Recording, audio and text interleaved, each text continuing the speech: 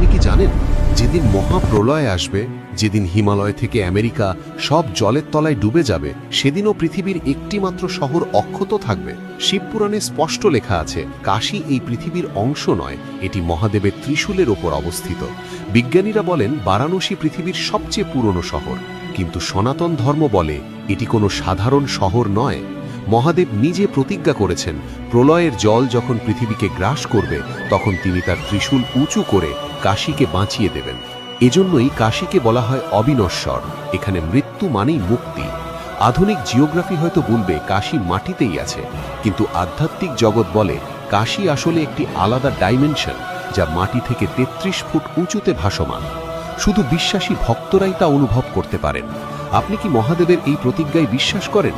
যদি করেন তবে কমেন্টে লিখুন হর হর মহাদেব। আর সনাতন ধর্মের এমন অলৌকিক রহস্য জানতে সনাতন ভাইবস